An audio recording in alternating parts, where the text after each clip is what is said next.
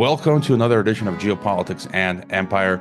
Become a paid subscriber on the Substack. Best way to support me, and choosing the annual option is the best deal for you. Joining us on Geopolitics and Empire is the one, the only, William Ramsey of William Ramsey Investigates. He's an attorney, author, researcher, filmmaker, podcaster. He's got a number of books, but we'll be discussing his first book, Prophet of Evil, Aleister Crowley, 9/11, and the New World Order. Welcome to the podcast, William. Hrvoje, thanks for the invite. Glad to be with you. You know, it's you and I have known each other for a few years now. You've been on my TNT show. We hung out in LA a few years back, and I want to show on screen that we are. Hey, we got some pictures. All right. You and Sweet. Me and Michael Parker, right? I mean, just amazing times, amazing story. And you guys have chatted and you've been on each other's podcasts, cool. And so that was good fun. And I've been on your podcast. So it's your first time on Geopolitics and Empire. And I finally had time to get through your first book. I've got your Global Death Cult, which is another one of your books. Maybe we can talk about in a subsequent podcast. But for listeners who maybe are not aware of you, whatever you want to tell us about yourself, your background, and the work you're doing. Well, you covered some of it. I mean, I had kind of a different career. I went to law school in D.C. It's now called Scalia. When I went there, it was a reformed shopping mall. It was a total dump. But I got my law degree, passed the bar in 98. But I got kind of an inside view of D.C., so I was very suspect being there during the Clinton administration, which really was like the House of Cards. Like the House of Cards is not that much fiction. It's a little more nonfiction and fiction melded together. Anyway, so that kind of led me to kind of be very suspect about the corporate media and standard media. So I did a lot of research on my own. 9/11 happened. I believe the hype, and maybe a couple of years later, I was like, hey, there's something really wrong with this. And so that led me on another kind of research jag. So I was really kind of an independent researcher. I really consider myself an independent 9/11 researcher who never really put anything out into the public. But I would listen to, like, back in the old school podcasted universe of like Visigoth's Grassy Knoll and things like that. All the guests they had, like 9/11 Truth for Utica Truth, and a lot of early researchers there. So I would listen to them, and really that compilation of all that research into 9/11 led to my first book, which was self-published, and like you said, the title is Prophet of Evil, Aleister Crowley, 9/11 and the New World Order. I didn't know much about Aleister Crowley. I'd grown up listening to, popular music, Ozzy Osbourne's Mr. Crowley. I had no idea. I had a very superficial knowledge. And through kind of just listening, people would say, oh, he was a dabbler in the occult, so I would absorb that. I was like, okay, a dabbler, nice. And then I started, to get to this book, to the point of self-publishing this book in 2010, I read almost every biography available, Sutin, Kaczynski, some of these other ones, Simons, who knew Crowley, and then read the original manuscripts of Crowley as much as I could. He was incredible output. He put out an incredible amount of literature, if you call it that. But, and it led me to a completely different conclusion. Like, he was not a dabbler in any way, shape, or form. He dedicated his whole life to that. And so I had a different take than some of these other, whether it was an academic or somebody who was empathetic towards Crowley. I had a completely different view, which kind of like was another reason to publish this book and get kind of my view from a Christian perspective. Like, I'm 100% Christian. Jesus Christ is the Messiah. So it was easy for me to kind of see this in a Christian kind of lens, is like this black magician, occultist, who really hated Christianity and Christ. So that was also suffuses the whole book. So that's kind of the lead up to that. And then I was really a guest on most people's podcasts, fringe Christian podcasts, the guys I still chat with, like from the underground, and who I chat with recently. An old friend, Johnny. Shout out to Johnny, who called me, said I had the personality of a cardboard box. That's my friend. Anyway, so some of these earlier French Christians, I was a guest. And then I started working with Ed Opperman, and was a producer for him for 3 years, kind of working for him. We had very similar interests, similar kind of research interests and stuff like that. And then I kind of flipped into a host, and then COVID happened. I really became a host and continued to publish books. And Documentaries on subjects I was interested in. So it's been 5 books now. Global Death Cult is my second to most recent book. I published another one about a phenomenon called the smiley face killers that's happening all around the world. And that was published in 2023. It's 400 pages, way too long. But that's kind of the sum. And my podcast, William Ramsey Investigates, is now in the top 0.5 podcasts in the world. I guess that puts me in the top 20,000 maybe podcasts in the world, and I had like over 200,000 downloads last month, and I've had over like probably 6-7 million. I can't figure out, because I've been censored so much, how many total downloads on all platforms, but it's been a lot. So I've been fortunate that there's people who are interested in kind of when I started, it was really underground fringe, like Samizdat or some kind of like underground things. And interestingly, I published my first book on an 8x10 page because I just printed it out. So it was really it had an underground feel to it, but it's kind of morphed. It's been ripped off, and it's still around, and people still out like you. It's been 15 years still interested in the subject matter. So. And Crowley was known as the beast, in tongue in cheek here. You're a beast when it comes to podcasting. You're churning out so much content, and I wasn't aware. I'm also in the top 0.5%, and you were the first to make me realize that I'm also ranked there, and so I had no idea. And again, your book is it's insane. Like, Crowley was an insane man, and it's a great introduction where you summarize so much stuff. There's a lot of primary source material there, and I highly recommend people go out and purchase your book if they're interested in Crowley, in the New World Order, in the occult, and then they can go to your references to dish off to other stuff. I saw you recently on Delingpole, and I was mesmerized by that conversation, that deep dive, and that's sort of what I've been meaning to touch more on these topics, and so I'm like, I gotta get William on.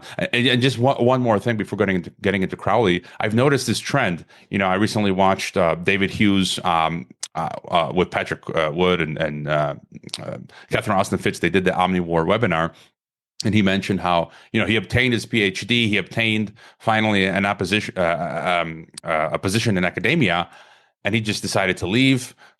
You left the profession. When I graduated in international relations, I'm like, I taught for a while, but then I ultimately also decided to leave and do my own thing, podcasting, and coming to this realization that whether it's, working as an attorney, working in government, working in academia, it's all captured. And the only place that you can search for truth is on the fringes. No, just any thought on that? I think you're 100% right. Like, you had to toe a certain line, even in certainly academia. Like, nobody from academia could be on my podcast. I think it's just way too shrill of a universe. You can't really have independent thought. And I saw that a lot in law school too. Like, very much like you had just one thought process at one school and another at another school too.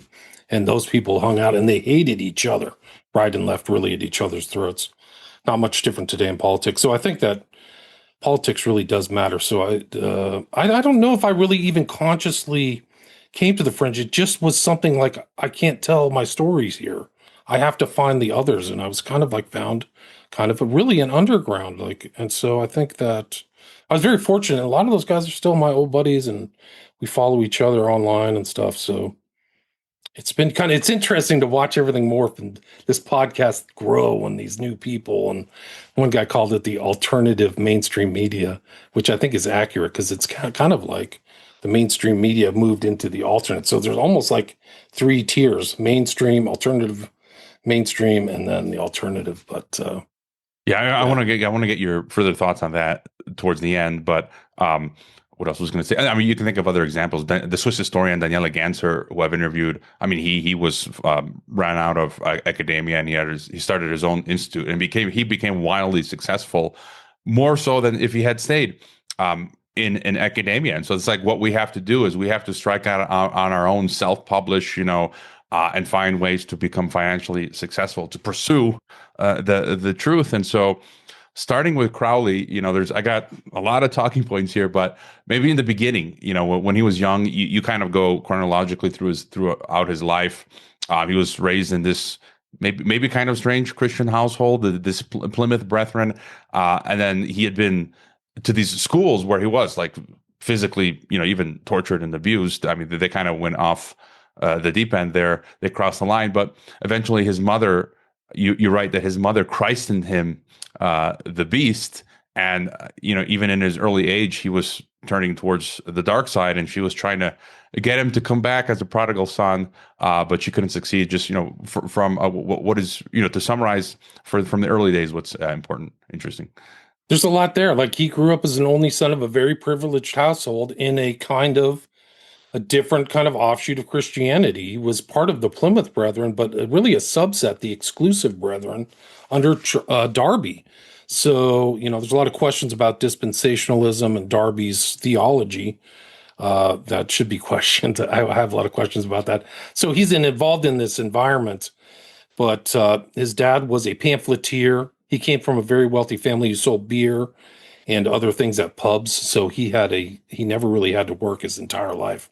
His father died when he was 12. He loved his father, and then his mother, who he didn't care for, and his uncle raised him and kind of set him off, like you said, down a dark path. But he went to these schools right at the height of it's important that his time, the ascent of Crowley, happened at the time of the ascent of the British Empire. So you have this aristocratic guy from a kind of fringe Christian group who has all the benefits growing up in this aristocratic environment, and then goes to the dark side. But he, like you said, he was at what they would call public schools in the UK. They're really private schools, but beaten up, almost like something from Pink Floyd's Another Brick in the Wall, like serious abuse where he almost died. And then he was in the care of tutors, and then eventually went off to Cambridge. But I think his early years were very important formatively. He blew up. He was playing with fireworks and blew up in his face and went into a coma. Some people have speculated that it may have given him brain damage. And if you see pictures of Crowley, you'll see a very prominent pockmark on his face, and pockmarks, that's from that explosion. That's where he had it. So he has kind of very distinctive facial characteristics. And he also had strange things with a cat. He killed a cat. There's a famous episode that he admits to testing whether cats have 9 lives. So he did that at a very young age. So you see this kind of maybe a kind of a little bit of a twist, or a very serious twist of Crowley at a very early age. And then it kind of set him off that dark path where he was a rebel against Christianity. And he said, I wanted to find Satan and become his chief of staff. So he made these decisions at a very early age to really kind of be a rebel. And I think he carried it on all the way to the end, 1875 when he was born, and then dead in 1947 after World War II. And so you do a thorough job of detailing his life. And then, in my notes here next, I have the Theosophical Society, Blavatsky, and I wanted to read a quote. And one thing that struck me, what you included here about Blavatsky, who the Lucifer magazine, that towards the end of Crowley's life, I find that a lot of these people, they turn to evil. Eventually, they become sort of sad, pathetic, rife with frauds. Some of the other groups that you mentioned as well, there's just so much fraud. In the end, it's just they go to this evil. And there's other quotes as well from your book that say, in the end, it seems like Crowley didn't even believe in anything, almost like it was all for nothing. And in your book, it's written, quote, Blavatsky subsequently moved her group to India, convinced that holy Indian gurus of Hinduism possessed valuable secrets. Eventually, an investigator from the influential Society for Psychical Research in London visited Blavatsky's Theosophic Center in Adyar, India, shocked by the discovery of secret panels and trapdoors used to trick credulous guests. The investigator left India convinced the madame was a fraud. He writes, for our part, we regard her neither as the mouthpiece of hidden seers, nor as a mere vulgar adventuress. We think that she has achieved a title to permanent remembrance as one of the most accomplished, ingenious, and interesting impostors of history. Eventually, Blavatsky returned to London to live out her last years. Too fat to walk, she spent her final days receiving visitors and consuming hashish in her London studio. So, what's interesting or key for you when it comes to Theosophy, the Theosophical Society, Blavatsky, and how that imprints on Crowley? I think it's because he's growing up at this time where East was meeting West. So it's a time where Eastern ideas, philosophies were all kind of becoming in vogue. I think that Blavatsky helped kind of popularize those. And I think Crowley was part of that too. It's kind of a fusing, in his religion, it was kind of a fusing of a lot of Eastern ideas. And you can see him, like, there's famous pictures of, well, not famous, there's pictures of him doing yogic poses. He wrote a book on yoga, and he was interested in Hinduism and I Ching. He had I Ching sticks. So I think but he, in his kind of corpus that he recommended to magical devotees, he had included, I think it was called The Vision and the Voice by Blavatsky. So he actually had a high regard for her, even though she was kind of exposed later. But she had a lot of influential followers too, leading up to people who, like, Crowley was in contact, like, fighting against. I think he knew Bailey, but there was this Indian kind of guy who he was fighting again. He had a long Indian last name, but he was, like, supposed to be the world teacher, and Crowley was, like, battling him. He wanted to be the world teacher instead. So this whole Blavatsky environment that he was in, within this kind of environment where Blavatsky and her group were kind of ascendant, as well as Crowley was being ascendant. And there was a lot of ego too, so they were all fighting amongst themselves to be, I think, of importance. And it seemed like, would you say the common thread between, we can mention later the OTO, Blavatsky, what Crowley was doing, and others, the common thread is, it seems like this was the beginning of this birthing of what we can talk about later, this new world religion, and they're all talking about a world teacher, a world leader. Would you say sort of that's what they were all they had in common? I think so. I think that there was always this kind of the maitria kind of concept. So I think that Crowley himself saw himself in that environment, and so did Blavatsky and her followers. They're trying to find this new world leader, world teacher, and so I think that, and it's still kind of around. I mean, it goes Benjamin Krem. I don't know if you heard that name. He's passed away, but it's all associated with, like, the Lucis Trust and all these guys, all the way to the present. So Barbara Marx Hubbard. So I think they're all part of that New Age theme for sure. Yeah, Lucis Trust continues to publish about this in their newsletter, talking about this coming Maitreya and world teacher. They say that he's here already, and so it's not sure when he'll be unveiled for the 10th time already. And magic with a K. I forget what year you mentioned at some point later. Crowley was, I forget in which part of the world, and he's writing a treatise, and he decides to add the letter K to magic. And I'm curious, from all your research, how magical really do you think is his magic with a K? I think in some ways it seems like what he was trying to do was, he riffed off the Bible so many times. We know that often this is the case with Satan and Lucifer, and he's not original. He doesn't have many original thoughts, so he just kind of riffs off of God, and it made me think of the power that was what the apostles talk about in the New Testament. If you have enough faith, you can do miracles. And you write here in the Goetia, I don't know how you pronounce that the 72 chief demons each command additional legions of evil spirits, and the book describes how to bind these spirits and use them. Solomon promises us that we can obtain information, destroy our enemies, understand the voices of nature, obtain treasure, heal diseases. And it says Mathers also published an important work on the ancient Hebrew mystical work, the Kabbalah Unveiled, drawing from various traditions when he created the Golden Dawn system, including the magical traditions of Egypt, the Hebrew Kabbalah, the Tarot, medieval and Renaissance esotericism. So, how magical do you think was what they were doing? And I guess this is another question. I mean, I think they were really interacting with spirits, and something supernatural was going on there. No, I think so. I think that's really what he was doing, was really trying to contact spirits from the very beginning. The guy who became the world teacher, his name was Jiddu Krishnamurti. He was kind of a high caste Indian who ended up in, of all places, Ojai, California, like many of the other people who admired Crowley.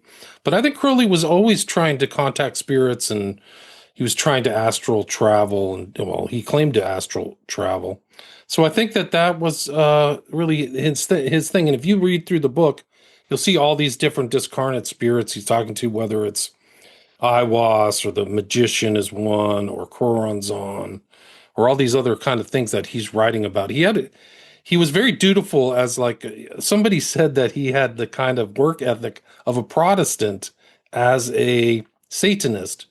And I think that's correct. Like he had all kinds of recordings and he had magical records, which are very, very revealing. And they talk about him just trying to contact spirits and break on through to the other side. So I think that whether he did that or not is an open question, but so many things that have happened kind of validate his things. Like he would have these things called workings, which are magical events, like magic with a K, different than magic, like from pulling a rabbit from a hat or something. But he would have these magical workings, and then he would have results, and then he'd write them down or draw pictures. But one of the interesting one that is always referenced about Crowley is the Alamantra working that happened in New York City while he was in here in the United States working as an asset of British intelligence. That he ended up drawing this creature that looks exactly like a gray alien, which is called a gray alien. So there's a direct and this is 1918, and it's incredible. He called it Lamb, but it's more that's more of kind of like an honorific title. It goes like llama. It's like the same word as llama is lamb. So so it's really something else when you look back, and like his main event in his life was the receipt of the Book of the Law that took place in Egypt in 1904, which is being behind his head. Awas dictated this book that became the centerpiece of his kind of ritual magic setup or something like that. And so that was supposedly another entity that he called like some kind of thing of like a change of world events, almost like that was how important it was to him. So I think that if you have a spiritual worldview, and I mean, it's outside of Crowley, these other people are contacting demons and spirits and stuff like that. So I don't think it's outside the realm of possibility that Crowley is talking about demons. You made an interesting point of him ripping off the Bible. Like his whole thing was to rip off the Bible. So he ripped off Revelation. So he had rituals and terms. The beast, he was the beast. He had a scarlet woman. He had a mark of the beast that he would literally, you can see evidence of the mark of the beast where he would literally brand women like a person brands a cow on their chest of the mark of the beast. So these are things that he's ripping off from Christianity. There's no question, and inverting them. This is classic satanic inversion. So not to mention, I've read elsewhere. I don't remember seeing it in your book, but his I mean, there were just so many unspeakable things. You often write in your book, like, there's stuff that he wrote I can't publish here. It's so insane. And his communion or Eucharist, I mean, just completely. The cake of light.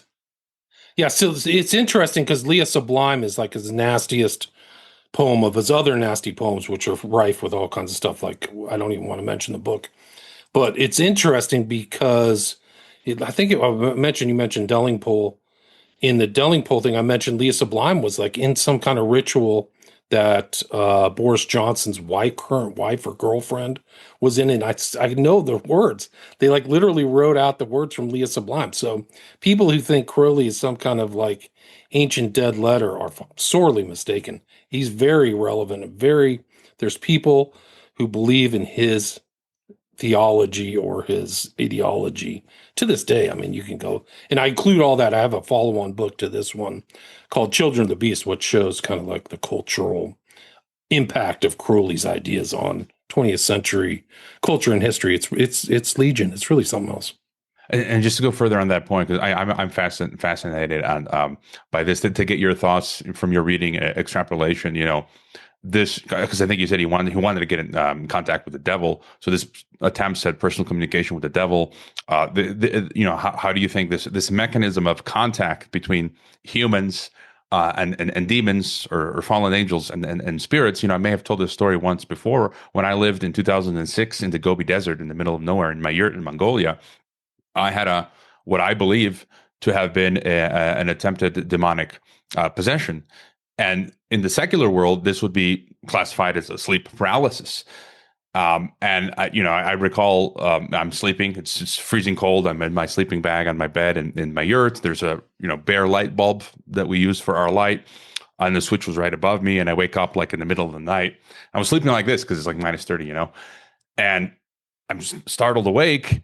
And I look at the doors in the yurts are like half the size of a standard door. You have to bow to get to walk in. and I saw, I sensed that there was this black sort of shadowy mass there, and I could sense like it was an entity. And my heart, I'm like, okay, maybe I'm waking up. It's just nothing. I'm like, let me turn on the light, to investigate. And I was awake. I remember I was fully awake, but I was paralyzed. I could not move my hand to turn on the light. And that's when my heart starts racing. I'm like, what is going on? And I don't remember if I was able to speak or I just thought it in my head. I remember from the New Testament that all demons and spirits, angels must obey the authority of Jesus Christ. And that's when I said, in the name of Jesus, because I remember, they would have to, how many times we read, the Legion and the pigs, they have to obey. He's he's the cop, he's the authority, the military, political authority. And as soon as I said in the name of Jesus, I could move. I turned on the light. There was nothing there. I walk out of my yurt. I walk around the yurt like nothing is going on. And I brushed it because this was like 2016 and I was still early on in my learning about all of these things. I brushed it off until about a year later, I stumbled upon a website talking about possession and sleep paralysis, and testimony after testimony after testimony explained this same thing. And I'm like, what I think happened, the demon was trying to enter me. And I was like, saying the name of Jesus disappeared. And so last minute, but just your thought. And then I had a friend in Mongolia, in Switzerland, a good friend, and she was into the occult. And she, she said, yeah, like this stuff happens. I mean, she was into the occult, we're good friends. And I think she's still in Switzerland. And she says, her and her friends would like go to the astral plane. And I think all this stuff is possible. And because Mongolia is 90% Buddhist or shaman, especially I think the way the yurts are constructed, they have a lot of imagery of this, we can say demonic stuff, which could then attract these spirits. And so, and then we have these people like you detail in your book, they're doing these things to try to commune with these spirits. And so how do you think that functions, this mechanism of trying to get into touch with spirits? Well, that's a good question. I don't really delve that much into Crowley's kind of ritual practices or his magic. Like I try to take an objective, overarching view. As somebody who doesn't practice, I've been accused of being a Satanist. I've never practiced Satanism. I'm part of this fallen culture. There's absolutely no question about that, but I've never practiced Satanism. I'm curious about it. I've read a lot about it. I've read a lot about a lot of different things. But they definitely do, and I think that a lot of these people, they want to be possessed, believe it or not. Whether I've studied Damien Eccles of the West Memphis 3, they think it gives them power. And they do these rituals to try to maximize that power. So all of the elements of like ceremonial magic are very important. And I think that that's like, you see Crowley's, there's a picture in my book of Crowley in his Golden Dawn attire. And I think all those things are trying to maximize the energies, the magical energies, the aether or whatever, to maximize them within the magician to effectuate change in conformance with will. So I think that part of these, like that's part of it, is trying to get that energy, but also to communicate with spirits to give them all those things that he wants: power, knowledge, things that that they want, money, sex, all that stuff. So I think that there are means by which he's supposed to do that. I know Crowley thought he astrally traveled. He thought he could communicate with people on other parts of the world. And you can see other people who are also ceremonial magicians. They also practice this. One of the practitioners of ceremonial magic, believe it or not, was David Bowie. And there's pictures of him doing a lot of these kind of really intense astral projection things. And when you go out, the symbol of the astral projection, when you go out, you're supposed to have a string that pulls you back in. And there's a picture during Bowie's kind of Crowley phase, where he was into Crowley and the Kabbalah. You'll see him a picture in these specific magical stances with the silver string wrapped around whatever he was wearing, kind of almost like a jogging outfit.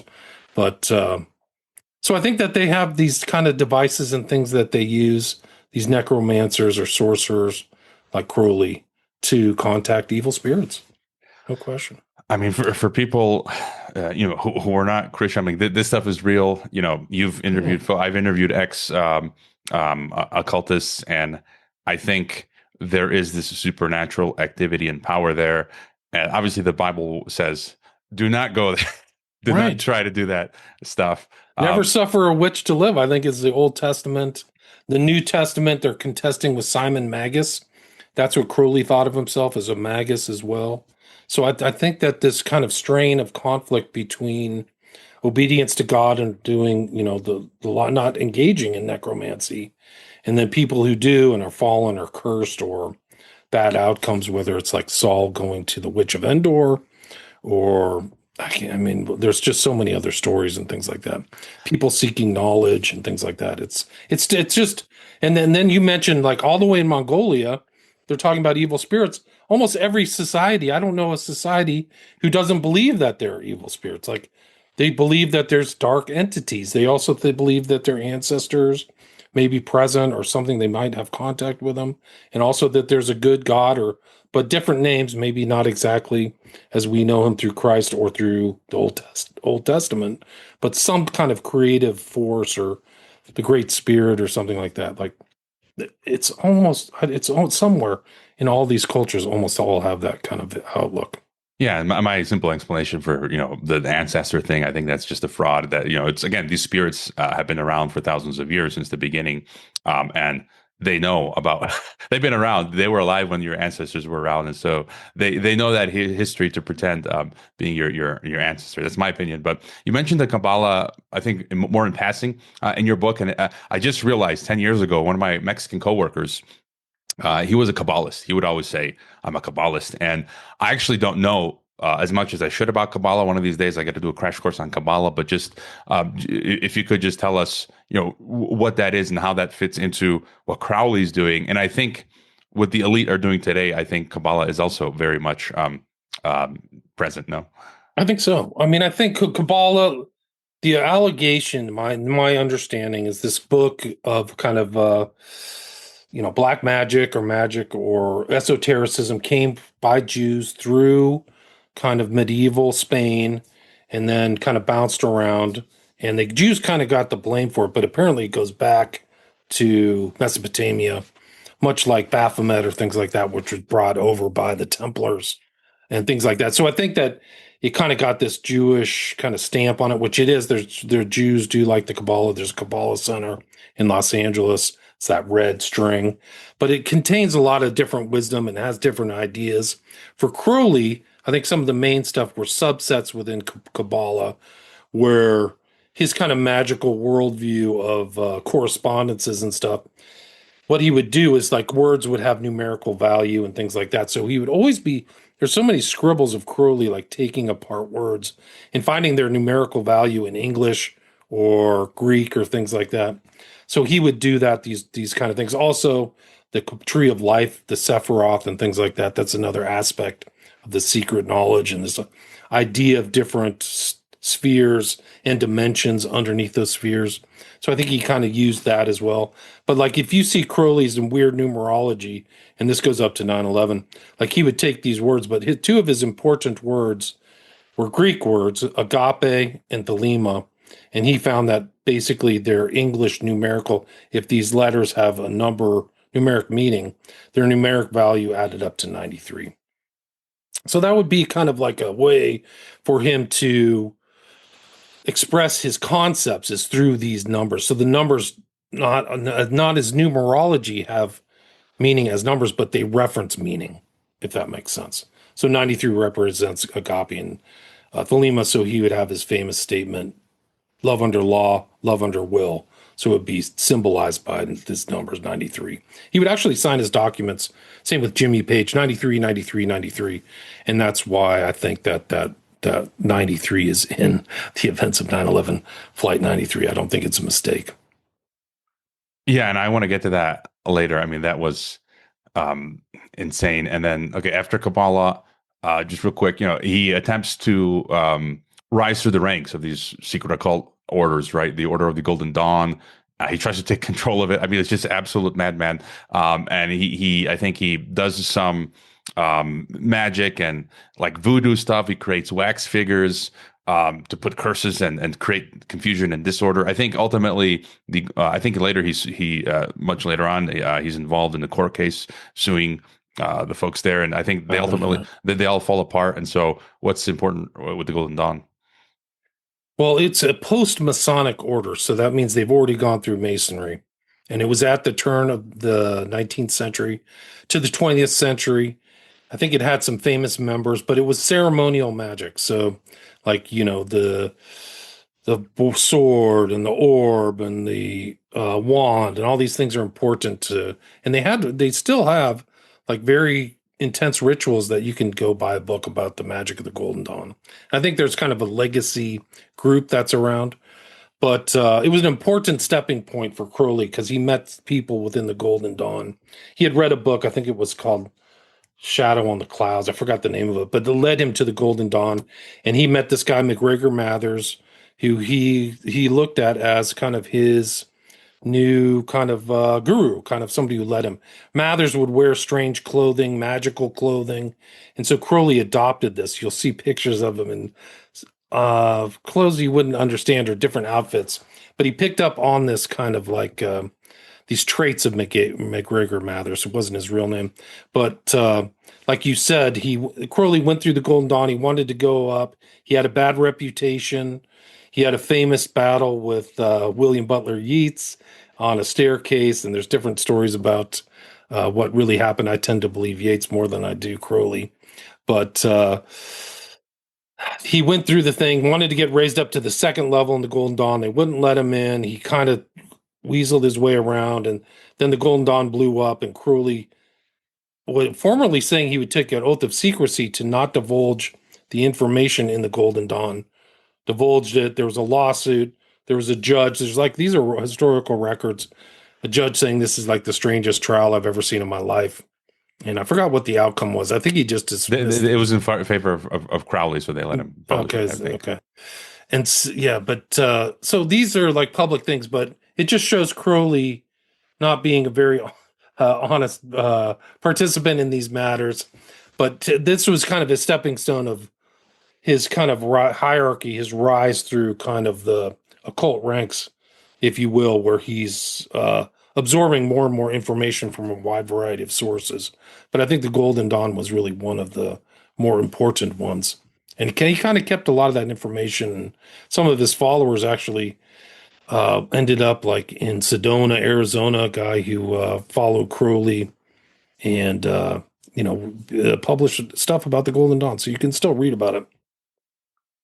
Yeah, and there, what I got also from reading your book was there just seemed to be a hodgepodge, and just people inventing, making up orders, and secret societies, which a bit strange. He comes down here to Mexico City, becomes a 33-degree Mason.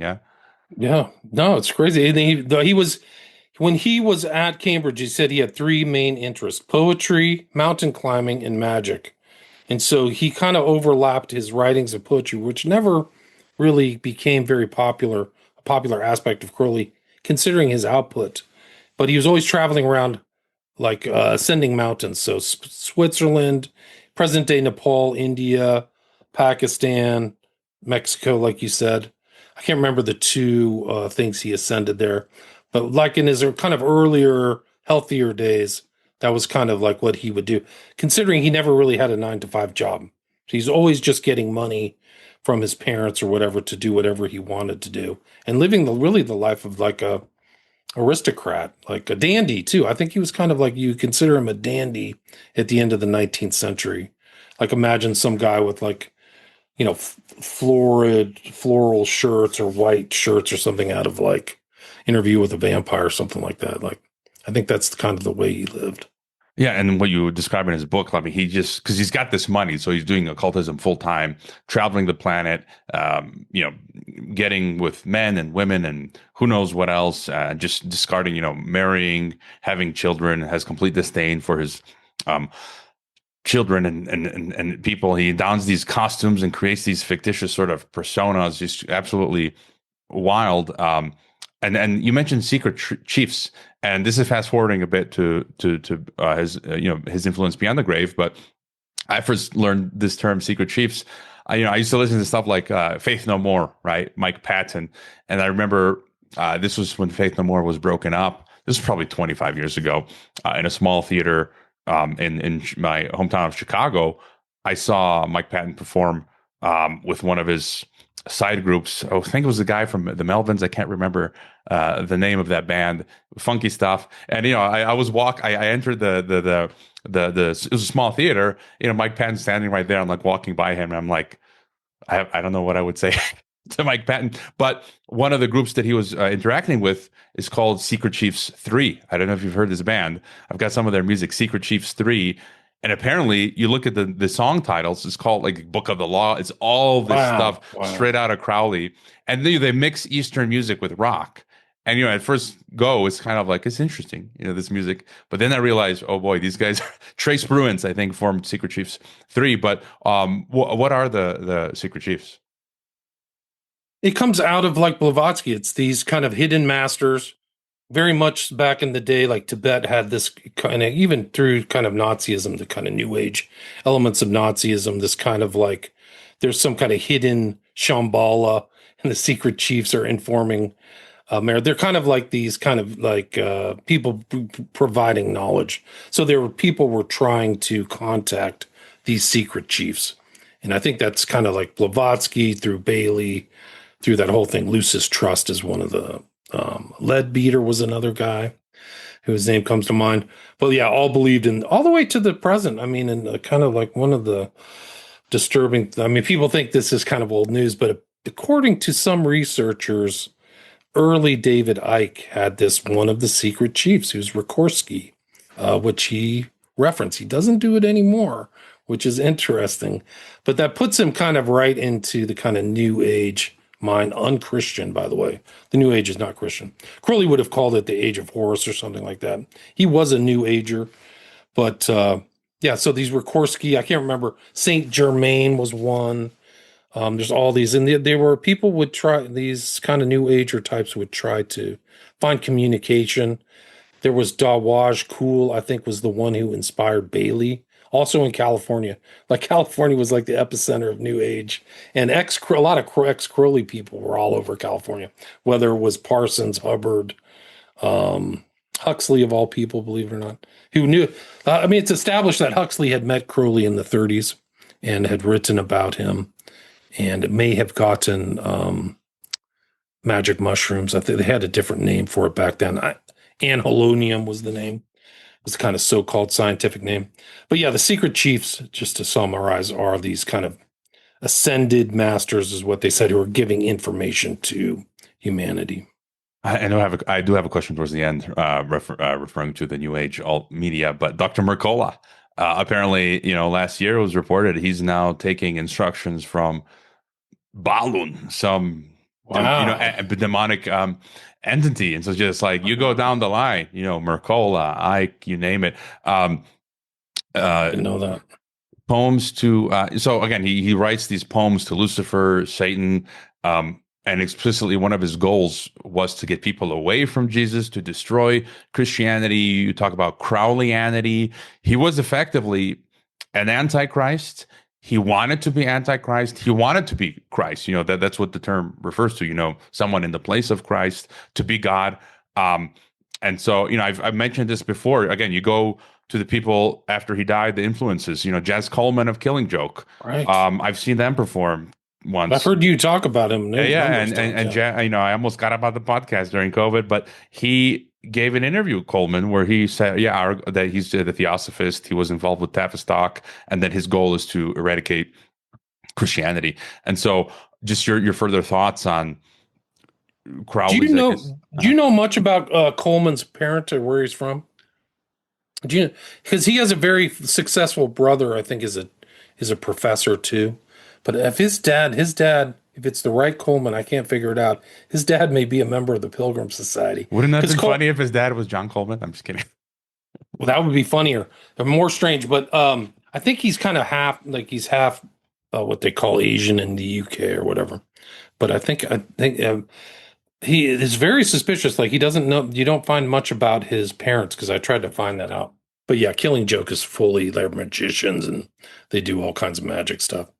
But Crowley's influence, kind of after he died in 47, is like all over the place through the culture. Timothy Leary thought he was carrying on Crowley's work. So he's actually said that in public statements. Also, Hubbard, no, because I've seen Good Fight Ministries. They've done hours and hours of documentaries, and they use primary sources. They talk about Crowley, and they say Crowley wanted to bring about the end of the world, the end times. He wanted to be the beast of Revelation and Antichrist. And then Good Fight Ministries also explains how after he passes, that Hubbard, of Scientology, they want to try to do the same thing. And I didn't know about Leary also. The timing's interesting because Crowley dies in 47 and then Dianetics is 48 and then 1950 Scientology. And Hubbard's pretty much well established. Like there's video, like I sent it to somebody recently who requested it. There's audio of Hubbard talking about Crowley. He knew Crowley. And according to his son, Hubbard's son, at the very inception of Dianetics and Scientology, Hubbard would have all of Crowley's materials and do black magic and read all the stuff and thought it was like his way to power. And the establishment between Hubbard and Parsons, who Crowley said Parsons was his most important follower in the world, who was in Pasadena, the establishment of Parsons and Hubbard is a historical record. And they did what's called the Babylon working, which is another carrying on Crowley's working, where they would drive out from Pasadena. They would go east to the Mojave Desert out in the kind of really the wilderness and do rituals. And apparently they took like John Dee's kind of communication board where he would talk what he would call, angelic or what did they call it? There was a word for it, but they would try to break through different planes of thought. But yeah, so Crowley and him, and that's kind of like the whole idea of the Babylon working was to kind of bring the feminine version of Satan on the earth. Her name was Lady Babylon, and to kind of incarnate a new magical era. So these guys had pretty ambitious ideas, Parsons and Hubbard. But Hubbard, there's no question, Scientology's rife with a lot of mind control and Crowleyism, but at least the ethos of Crowley. And Hubbard was a real monster. Like I include in Children of the Beast some of the rituals he did, which are unspeakable, but it's important to know. It's called soul cracking, which, you don't really want to know about. Leary, so influential, knew Huxley right at the end. So there's a tie between Crowley to Huxley to Leary, who carried on this LSD. So Crowley, like one of his things of bringing into our current civilization was sex and drugs. So Crowley's like experimenting with drugs his whole life. Cocaine. I mean, it's really almost like unbelievable amounts. Heroin, cocaine, mushrooms, alcohol, ether, E-T-H-E-R. So like they would breathe in ether and go to other places. And nicotine, just everything that you wouldn't believe. But Leary then is the Johnny Appleseed of LSD. But one of the interesting things about Leary is he was at one of these places where Crowley did a ritual in Algeria. And it was at a oasis called Bou Sada. And Crowley was there with one of his hapless followers named Victor Newberg. It was never this. When people met Crowley, when he was done with them, they were never the same. They were all like nervous wrecks or committed suicide or descended into alcoholism. But this guy Victor Newberg was in Bou Sada, and then Leary, when he left the United States, ends up in Algeria at this Bou Sada and says, "Wow, the overlaps and the synchronicities between our lives are undeniable." So he really, this is a very much of a person on this kind of counterculture, which Crowley would have been seen in the countercultural as well. Countercultural figure who's really a top figure in American history is like a Crowley follower. A lot of people missed out or don't see that connection. And I go into long chapters about him and his connection to Robert Anton Wilson, which is the Illuminatus trilogy. And then you can go Jimmy Page, total Crowley follower. Ozzy Osbourne knows about Crowley and does some interesting. He knows a lot about black magic, and it just goes on and on. Like the Doors. There's supposedly a connection between Morrison. Some people have disputed it. There's a bust of Morrison on a statuary of Crowley. Another guy that's really important is Kenneth Anger, who is definitely all in weird places all over American history, who died fairly recently, but he used to live with a guy who was a part of the Manson family. is Bobby Bouzoulet lived with Anger, and like they did weird rituals together. So you see this black magic connection between him. And apparently when Anger knew Mark Chapman before Chapman supposedly shot John Lennon. And that's another weird connection. So there's like the 20th century history has a occultist would call it a current, but I would call it an undercurrent, maybe even an overcurrent of these people who believe in the New Age and occultism and Crowley influencing the culture in very profound ways. It's not even up till 9/11. It's not arguable. Yeah, and I had this question for later on, but you brought it up, and as you say, it's continuing. It's not going away. It seems to be growing, and a lot of these people are initiates, disciples of all this stuff. And you already mentioned some of the big names, but I when I was younger, I mean, I just tried to absorb very much into culture, music, like I said, Killing Joke, all this stuff. And so you can identify it's much profounder than most people think. Most people will stop at Jimmy Page, Led Zeppelin, and Black Sabbath, Mr. Crowley. But it's everywhere. I had already mentioned Killing Joke, and Jimmy Page apparently bought Crowley's house, I think, on Lake Loch Ness. And I didn't want to ask you, then there was, you mentioned Love Under Will. I was a huge fan of the Canadian rock band, The Tea Party, Jeff Martin. And, I didn't know it at the time, but in some of his famous songs, I don't know if it was Heaven. There's a song with the Heaven in the title, forgetting it now, but he sings the chorus is Love Under Will. And so Jeff Martin is intentionally inserting Crowley in his lore and his lyrics. And then I found out later in the recent couple of years, because he lives between Australia and Canada, Jeff Martin, he organized events, specifically like Crowley events. One of his solo albums is 777. So the guy just soaked in this stuff. And then there's Jay-Z, people know the t-shirt he wore of Do What Thou Wilt. And then Bruce Dickinson of Iron Maiden. I've been fascinated for a time with Iron Maiden and, just the persona of Bruce Dickinson. I've got his autobiography, the fact that he's a Renaissance man. And I saw them perform, I think, in Split, Croatia in 2008, Iron Maiden. And you referenced it in Delingpole, Bruce Dickinson's got Crowley throughout his lyrics and this occult stuff. And he even financed, I think, and produced this film, which I saw, which you mentioned, of Crowley. So it's like, why is Bruce Dickinson so obsessed with Crowley? Just thoughts on that?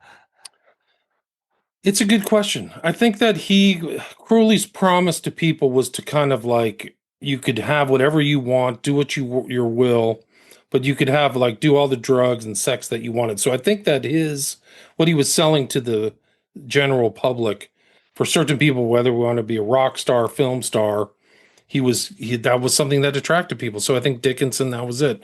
According to I think it was like the British historians, Crowley's one of the top 100 people ever born in the UK. So he just, goes through the Beatles.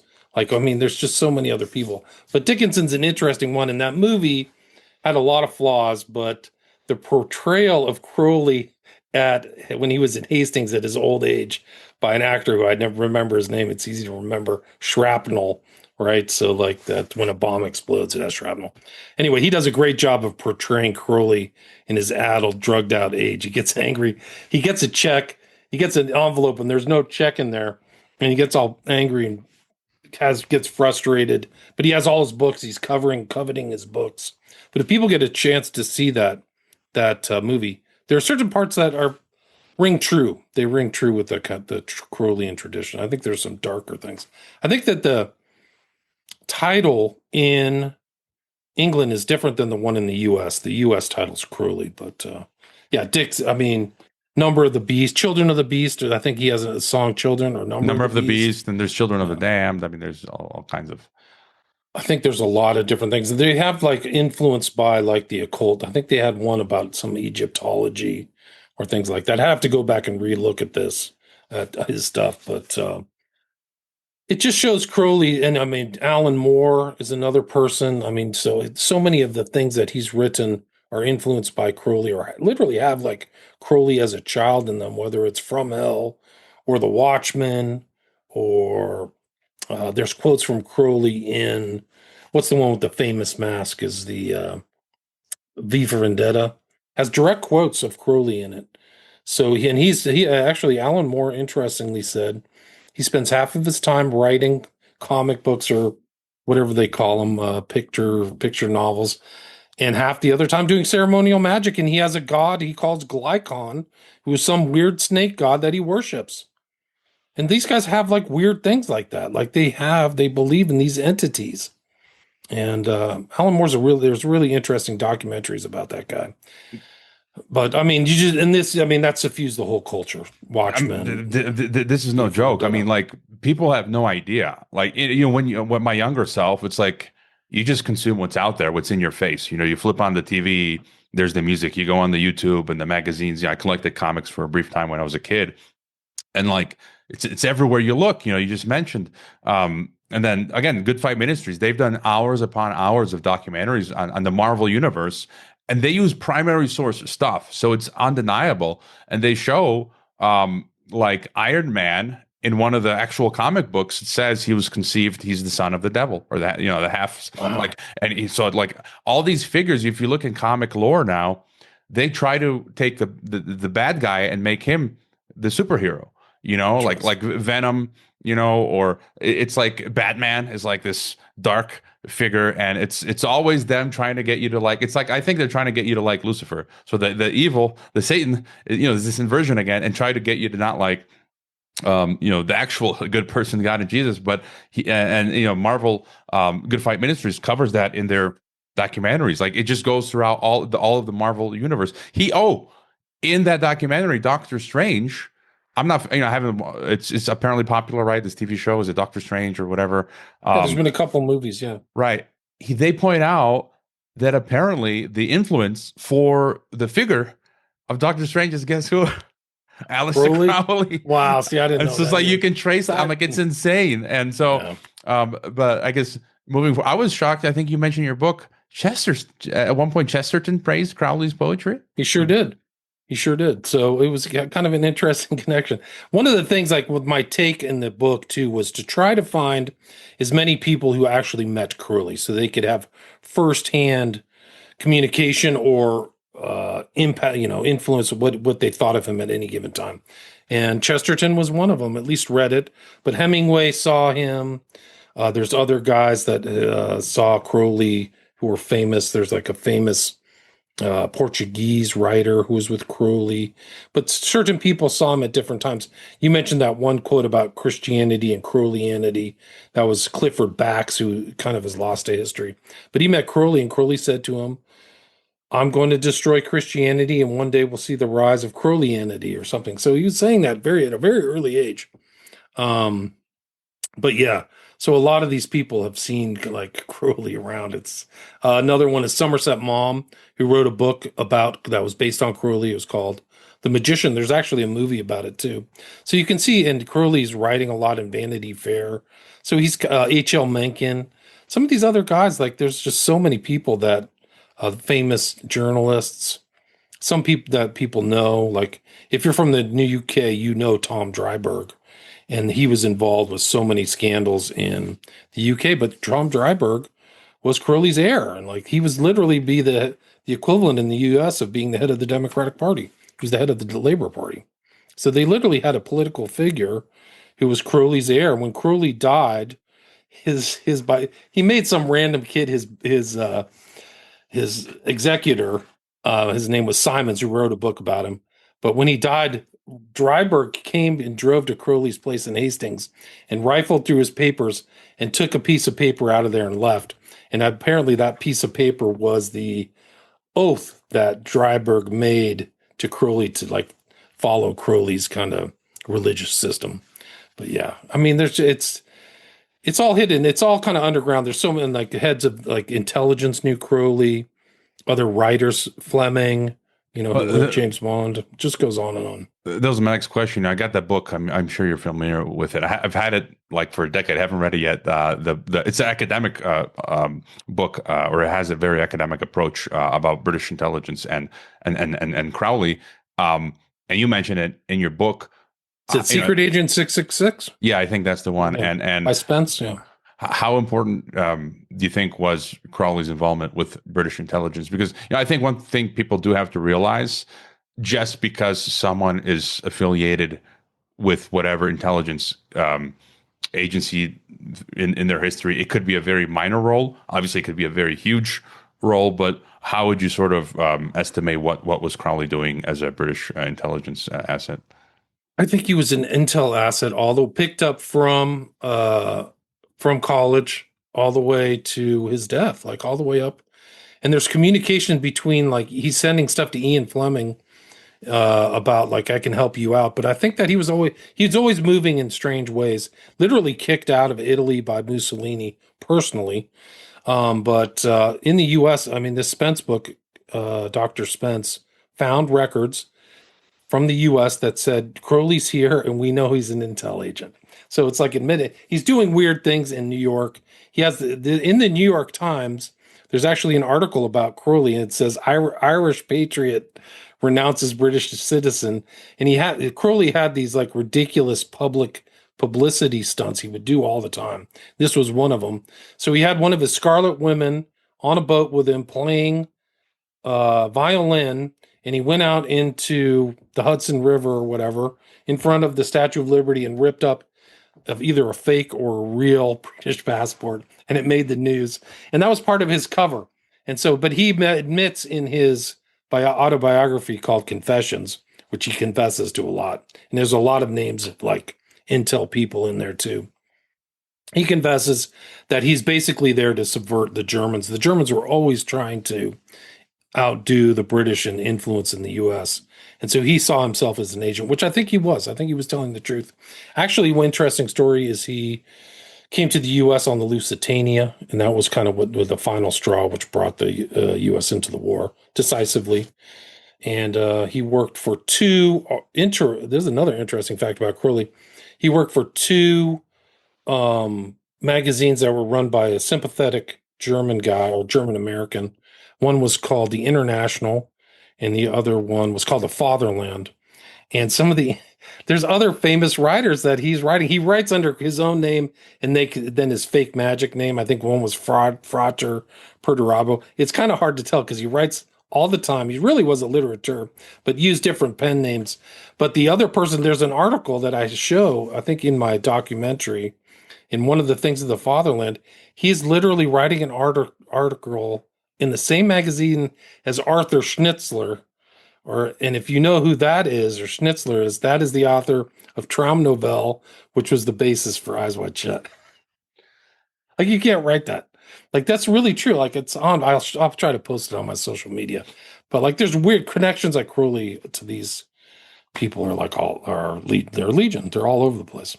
And so you mentioned, one of my questions was he becomes persona non grata everywhere. I mean, England, Italy, kicked out of France, is in Germany during the Weimar Republic, leading up to Hitler's ascent, and then leaves suspiciously once Hitler comes to power. Like, why are you there right at this kind of very chaotic time in German history that really is a world event? Crowley infamously said in Time magazine after the war, this is a play on Christianity, if you know your Bible or your New Testament. He said, before Hitler was, I am. So he's actually kind of comparing himself. There's overlaps, and nobody's done the research, at least in the West, at least in English. There's some in German. Overlaps between OTO, which really was a German secret society that Crowley became the head of in 1925. Stands for Ordo Templi Orientis. It's also an ideogram. Crowley believed in ideograms. Maybe you can figure out what the ideogram is of. But he was very much connected to German life and German intelligence. They had come to visit him and made him the head of the OTO, I think in like 1911 or something, before he came to the U.S., because they thought he was ripping them off. They thought he was ripping off their secret information, but they had kind of come to the conclusions at the same time to kind of change their rituals, is a really polite way to say it. Yeah, it almost sounds like he could have been part of the bringing about Hitler. And again, for the few listeners that listen to this podcast, and I see comments. I got an email today that was very uncouth, referring to the Jews. And Mark Passio, I always reference him. He gave a 4-hour lecture. Look, I mean, you can say whatever one likes about Zionism and that sort of stuff, but to then openly, we're seeing this resurgence and promotion of Hitler as a good guy and National Socialism, and he's just trying to defend the nation. And it's like, no, like Mark Passio spends 4 hours explaining how he was an occult creation, Hitler and the Nazis. I think it was in your book you mentioned Crowley. There was something about a swastika, like hairs on his chest or something. I can't recall that were in or maybe he wrote about it. Oh, right. Yeah, no. He said he was born with something special on his thing that were in the shape of a swastika. So he like deified his own birth. Crowley did. Yeah, it's kind of ridiculous. Yeah, but again, like the Nazi regime and Hitler were not some good guys. They were, in my mind, they were artificial creation of all this occult globalist stuff, and were going to be used. And I believe he had aspirations for, it's clear, for world domination. So I'm just really annoyed with you sympathizers of Nazism, right? And so out there, I keep saying my grandpa was a prisoner of the Nazis. They openly say, I am an Untermensch. I'm a Slav.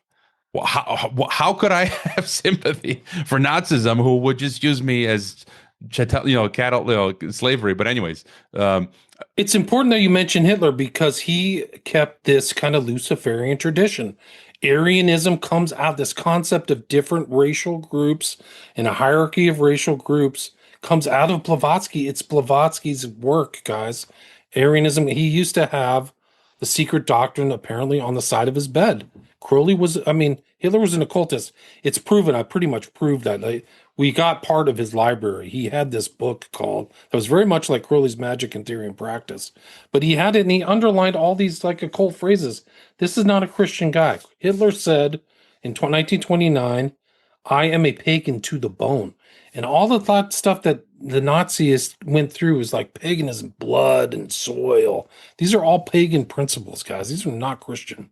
So he was not a good guy and destroyed Germany. He destroyed his own country. He destroyed other countries too, but like the end part of Hitler was just a disaster. And the similarities in philosophy, if you want to talk a philosophy of Lucifer that is subscribed to by Crowley and Hitler, there's a lot of overlaps. Triumph of the will, right? We went through this whole notion of a god, Thelema is the translation to will. So Crowley's religion is called Thelema. It's called will. And then you have a guy in 33 or whatever puts out Triumph of the Will with, can't remember the director, but like it's him coming out, Crowley's coming out of the sky like a god. And so and one of the interesting bios of Hitler is called the psychopathic god. And Crowley thought of himself as a god. You mentioned the swastika. Here's the quote of Crowley. This is him talking about himself. He wore on his body the three most important distinguishing marks of a Buddha. He was tongue-tied, and on the second day of his incarnation, a surgeon cut the frenum linguae. He also had the characteristic membrane, which necessitated an operation for phimosis some 3 lustres later. Lastly, he had upon the center of his heart 4 hairs curling from left to right in the exact form of a swastika.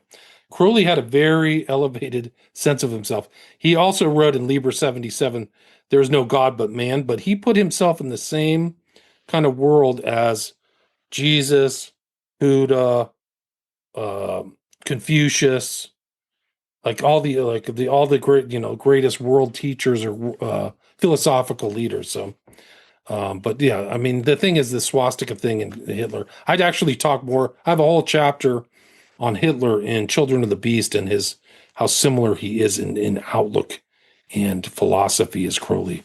So when Crowley says, before Hitler was I am, it takes one to know one, Like Crowley had an admiration for Joseph Smith, another ceremonial magician. So he understood, like people here, maybe in the States, maybe look at Joseph Smith as a pure Christian, but Crowley's like, this guy's doing. Crowley did the same kind of ritual magic techniques as Joseph Smith. He would take a seer stone and stick it in a hat and put it over his face and talk to the guy who would write stuff down. Like, so Dee and Kelly, Joseph Smith had a guy named Sidney Rignan, and then Crowley and Victor Newberg.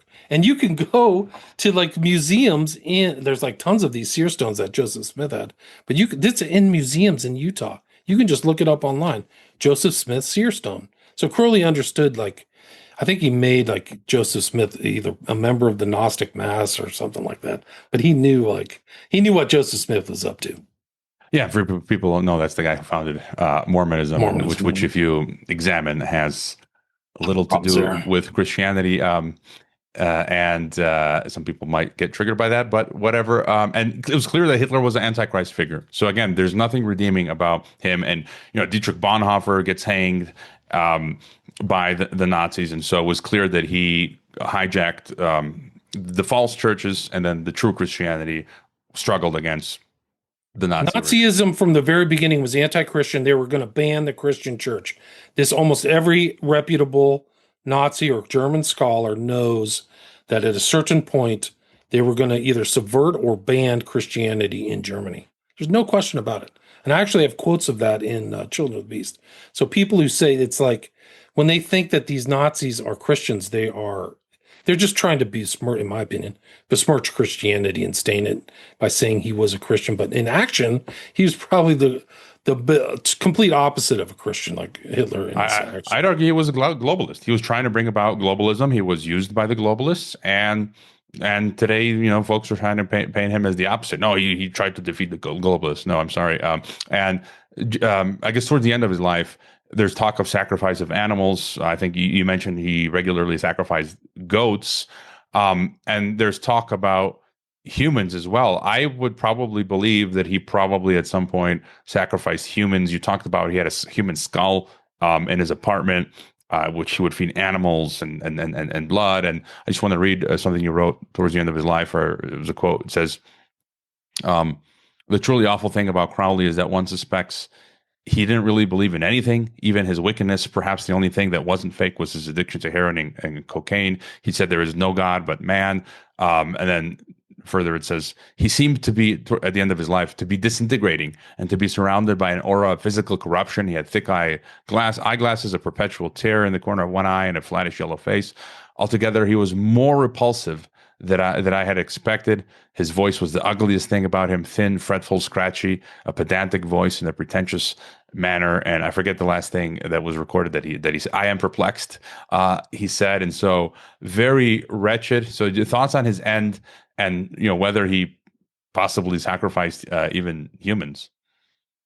I have an article that I posted recently online that's kind of pulling certain things out of his work, and it's called Aleister Crowley and Human Sacrifice.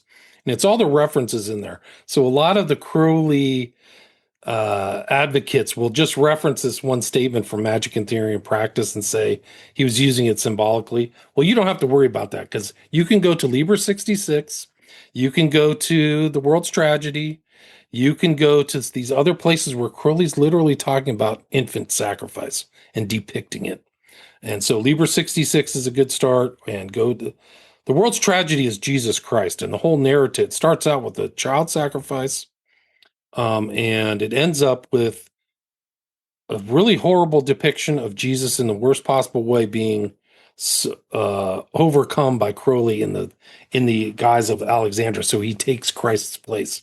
It's really dark. He also did the Cross of the Frog too, where you're supposed to, one of the rituals is you're supposed to mock the death and resurrection of Christ by tying a frog to a cross and killing it. I have that in the book too. So it gets really dark. But I think human sacrifice, there were rumors of that happening at his magical fraternity called the Abbey of Thelema, right? Abbey of the Will again, 1920 to 23 in Cefalù in Italy. And so they kind of surrounded him. There's weird pictures of Crowley drawing people that he, made pass out. And there's just weird stories about him. I talked about the cat, but we know that he it gets graphic. He killed a goat in a ritual. That's pretty much attested to by witnesses. And those are just some things. Blood drawing. You talked about the cakes of light. But the real evidence for human sacrifice isn't great. The evidence for him being a pedophile is really good, because he wrote about it in in the Magical Record of the Beast 666. So his own diaries, which he carefully didn't want people to read because they were all for his thing, where he compares himself to a god, also includes the sexual abuse of his Scarlet Woman at the time, Leah Hersig's 2 or 3-year-old daughter. Really hard. Like, this is a person people, admire. It's crazy. Like a lot of this stuff wasn't known, and a lot of it's covered up. And a lot of the rituals that he wrote, like I mentioned Liber 66, he organized a lot of his rituals into numerical things. So Liber means book in Latin. They're symbolic, and it's hard to understand what he's really saying.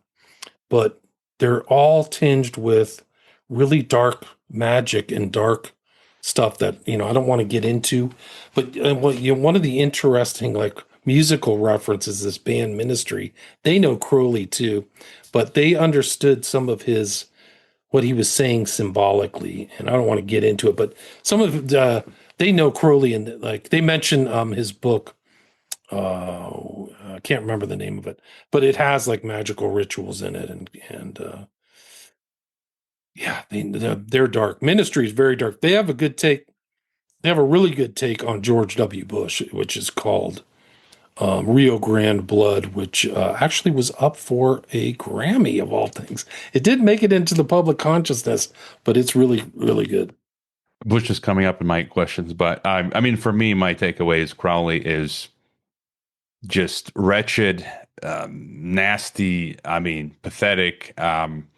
It's just he was a physical coward. He let people die. I mean, at the end of his life, he was living off of. He had expended what some people estimated at the time when his mother died. He had 20 million pounds. It's an incredible pile of cash. It's like Smaug's in The Hobbit's huge pile of money, and he just blew it. He never had to work in his day. And so that mindset, that's his mindset.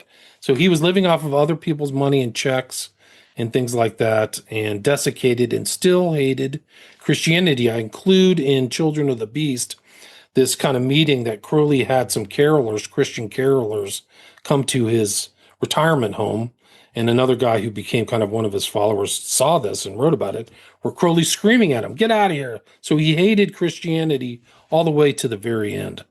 I don't think there's any question about it.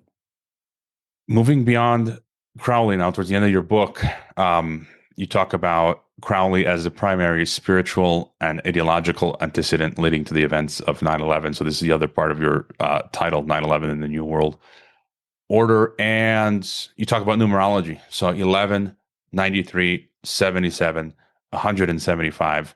And as I'm reading that chapter in your book, what comes to my mind, and this is before I even read subsequently what you wrote. So before I read the next section, I immediately think of false flag operations, 9/11, Flight 11, 93, 175 on 9/11, 3/11/2004, the Madrid, not the band 311, but the Madrid false flag. I believe these were all false flags. The London 7/7, 2005 false flag. And then you write right after that, you say, clearly the individuals who carried out the false flag terrorist attacks against the U.S. possessed a deep understanding of Crowley's doctrine and system. All of the prime numbers of his works were inserted into the event as numbers on each plane, 11, 77, 93, 175. The presence of these specific numbers on the day of the event indicates that individuals throughout the world familiar with Crowley's works knew the counterfeit nature of the events by a demonic code. The numbers labeled on each plane, and I didn't take it out of the notes, but you subsequently go on to mention Madrid and London and Mumbai and other events. And so what's going on here? It looks like whoever planned and carried out these events did it on specific dates for a reason. That would my take. I had a kind of separate kind of paper called The Occult Guide to False Flag Terror or something like that I read. This is 15 years ago. But all these dates go back, and Crowley's prime number is 11. He got it from the Golden Dawn, but it's also when I was talking, bringing the energy down to the ceremonial magician. The hexagram and the pentagram are 5 and a 6. And so you're supposed to bring these kind of two worlds into the spirit of the magician, right? I mentioned the magician. So 11 is very important, but it's also a number associated with very negative energies. And there was a guy in the Golden Dawn, his name was William Westcott, and he wrote, "Upon this number 11, it seems to have been the type of number with an evil reputation among all peoples. The Kabbalists contrasted it with the perfection of the decad. And just as the Sephirotic number is the form of all good things, so 11 is the essence of all that is sinful, harmful, and imperfect. In the 10 Sephiroth, they contrasted the 11 averse Sephiroth, symbols of destruction, violence, defeat, and death. So I think that these are important numbers. And then if you read his kind of master work or whatever that he supposedly received from Satan, Awas, he says in that, the book of the law, the number 11 is of us. So it's this common theme. Abrahadabra is an 11-letter words. Do what thou wilt shall be the whole of the laws, 11 words, 11 syllables. And so I think that this is a very important word for any type of operation. It's interesting that a lot of these intelligence agencies use some of their public workings, as they call it, operations, just like a ceremonial magician would use that word. But anyway, so like 11's very important. And of course, 9/11's the date, the plane, you can go back through and look at even the Twin Towers. The twin is an 11. It's really an ideogram. I mentioned the word ideogram earlier. So these magicians are kind of thinking on different terms. But I think that they're also thinking on kind of like the terms of aethers and different effects and structured events and things like that. But all those numbers can be traced back to and through Crowley. 11 being more. And if you remember, probably one of the, like for the real paranoiacs out there, one of the more important speeches was George Bush's famous New World Order speech on September 11th, 1990, 11 years to the date of the 9/11 event. Yeah, and you mentioned, I was going to say, I just thought it was interesting. Again, COVID 19, October 7th for Israel. And so just so many things. You mentioned Bush towards the end, Poppy Bush. Isn't there this rumor that Barbara Bush could have been Aleister Crowley's daughter? What's right? It was her mother's name is Pierce. That was her mother, and like she was supposedly Barbara Bush looks like Aleister Crowley. She has the same headspace and stuff like that. So the physiognomy is the same. But the mother back in the day, Paris used to be like the city of lights. It's beautiful. Now it's a global dump, just like almost every urban center in the Western world. Like the people just gave up hope, and like they're all fourth world countries almost. But back in the day, the Paris used to attract all of the cultured, rich people, artists. Rodin, who Crowley was friends with, sculptures, impressionists, those kind of things, writers, Hemingway. And she would go there. She was rich. I'm trying to remember what Rosalind Pierce or something. But she would kind of come, and Crowley was there at the time after he got kicked out of Italy by Mussolini. He had a friend there named Roger Harris, and she was apparently friends with Roger Harris's girlfriend at the time, who's, I think her name was, she had an Irish name. But Crowley at that time he was doing all these rituals that required servitors, so like people to assist. And the rumor is that this woman, Pierce, was impregnated and came back with, Barbara Pierce as Crowley's offspring. If you look at Crowley, he was kind of profligate in his sexual life, but also kids. I think he had 5 total kids. He didn't care anything about his children. He never spent time with them. I think he said about one, she'll make a good prostitute. Another was he named one of his sons Ataturk and never cared for him. And he ended up kind of like this, almost like a village idiot, like dressing up and stuff, dressing up in weird stuff and claiming to be Crowley. But his offspring, he might have had a lot of offspring through these sexual rituals. He just didn't care. And so it kind of makes sense that Barbara Pierce, who became Barbara Bush, could be his offspring. The timing lines up. They look the same. They act the same. That whole family is very odd. They are, it's Skull and Bones, and they have their own library. It's almost basically like Harry Potter, which is interesting. We can get into another Crowley, and Harry Potter is a 5 and a 6, right? So that's an 11. It's not a mistake that they're using the word pottery, which is alchemy, clay into gold. And when Harry goes shopping for his first magic wand, do you want to guess how the size of his magic wand? 11. It's 11 inches long. Of course it is. So So the likelihood that all these things kind of sync up in a really weird way. If you look at the relationship between Poppy Bush, who's a very evil person, and Barbara, they were kind of an arranged marriage. I think when they found each other, like when they either set up, he was 16 and she was 14. So it wasn't kind of like, and she comes from a very wealthy family, by the way. I can't remember the name of the magazine that her dad was the manager of, but it makes sense that it was kind of an elite WASP kind of thing going on there. And then you can go back. Prescott, all this 3 generations in a row are all bonesmen out of Yale. The darkest, really some of the most powerful group, drug dealing, murder, and just like rapation, the CIA.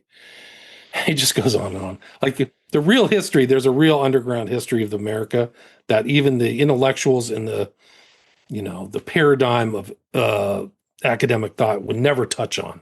They just couldn't do it. They couldn't get away with it talking at some of these schools. But that's the real history of America, is this kind of underground occulted history, because some of these people were in power. And to take it up to the present day, again, as you've talked about in your book, he wanted to create this new religion and a new world, this new age, new world. Sorry to interrupt, but he used the word aeon. So it's a distinctly different word than an age, much like Hitler. So there's overlap. So where Hitler was going to make 1,000-year Reich, and an aeon is 1,000 years. So Crowley was going to take the world from the age of Osiris to the age of Horus, which is the hawk-headed god from Egypt. So that was his whole kind of arc. He said that he called it the birth of the child, and he thought it was going to start in the 60s. So you can sync up kind of Crowley to the Beatles, and if you look at Beatles as a structure group like I do, that's it. Sorry to interrupt, but it's just another kind of a similarity between these occultists, whether political. Crowley was really political, by the way. He believed the optimal civilization, it sounds familiar to what we use today, but was a feudal system. He thought feudalism was great, and the average person was a cow, and they should be sheared and dispensed with. And he hated Christians and Jews.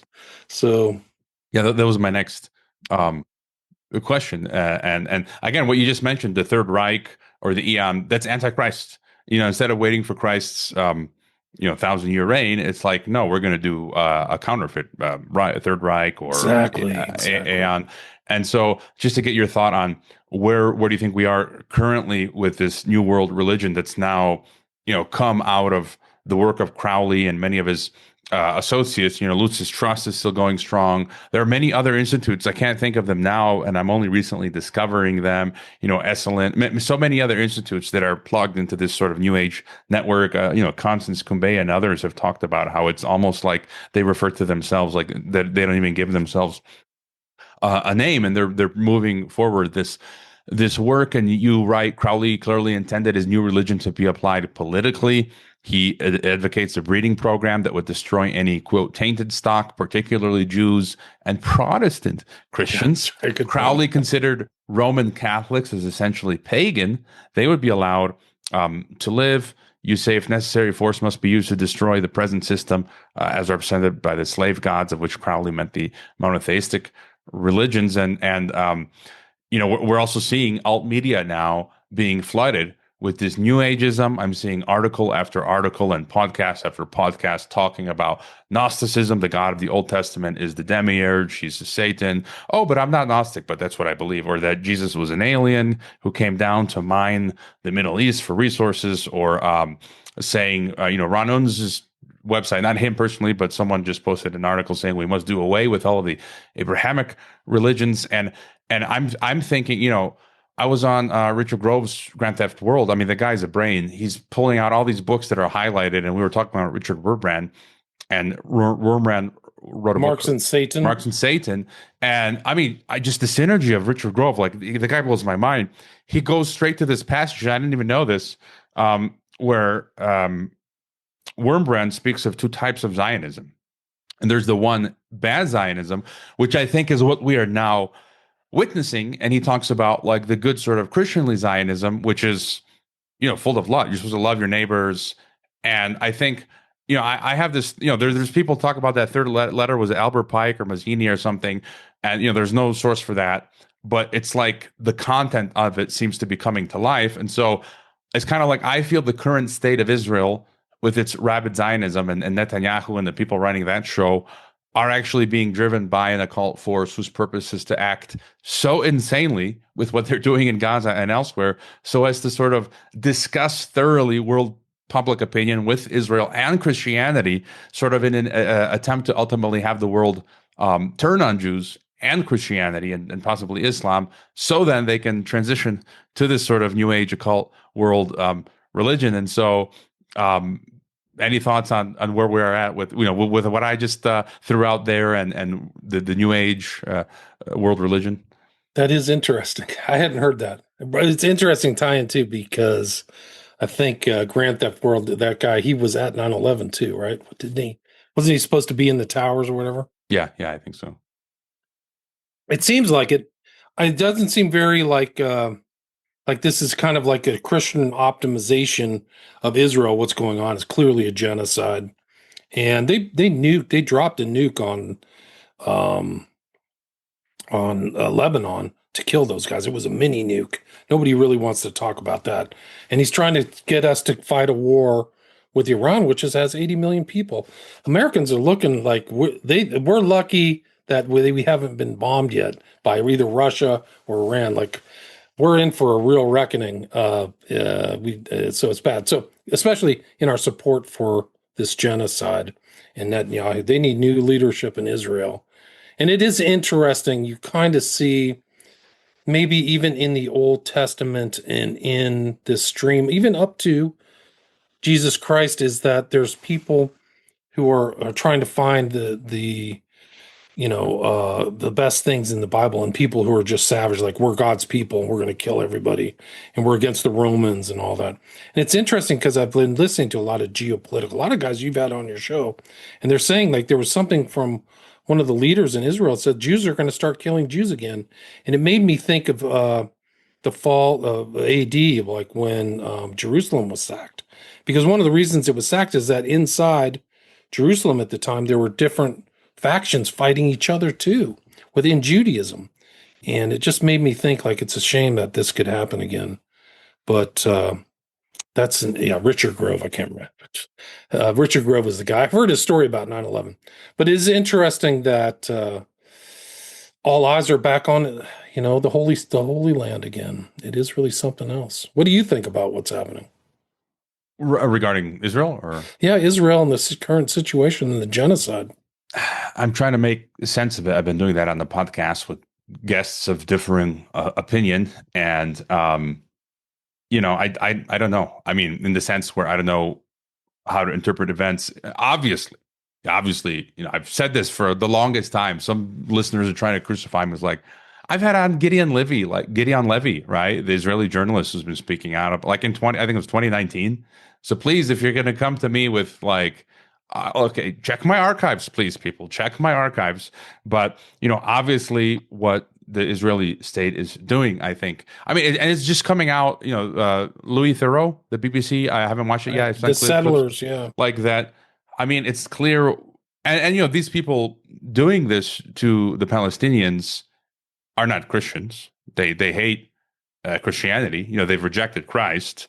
And so we are supporting them. And so obviously what they're doing cannot be supported in any good conscience way from a Christian perspective. At the same time, I'm still open to the idea that the creation of the state of Israel could have been a prophetic event. But obviously what they are doing, they're not Christians. They've rejected Christ. They're killing people. Obviously that's kind of like where the buck stops. And so I'm kind of like in the middle. I don't know. There's also the Christian theology that says, the creation of the state of Israel has nothing to do with a prophecy, like Chuck Baldwin explains. And so, but yeah, obviously what they're doing is not right. And they just keep expanding. And there's talk of this third temple, none of that is, I mean, the Bible has talked about, right, a third temple, but obviously that wouldn't be like, it's an Antichrist thing. So it's like kind of what, where's the Bible? Where's the God? Where did God say build the third temple? Somebody find me that quote or whatever, Yeah, well, it implies, or the red heifer, right? The red heifer. That's pretty kind of sketchy prophecy too. Is like the red heifer prophecy too, but they're planning on that as well. Well, yeah, and the temple being built, the Bible implies it's going to be for the Antichrist. It's not for Jesus or God, you know? Then why are all of these political leaders from all over the world sitting in front of the Kotel with the yarmulke praying? Like, what's going on? Like, what's the Christian world? What's the proper Christian worldview? I've been to the Wailing Wall. I've been to Israel. I've stood on the Temple Mount, and I've been to that wall. But I don't remember if I touched it or not. But I think more I came there, and I just stood there and looked at it and trying to like absorb the vibe, like what's going on. And but yeah, it's getting. But again, it just makes sense that they're going to do something insane, and maybe Third World War.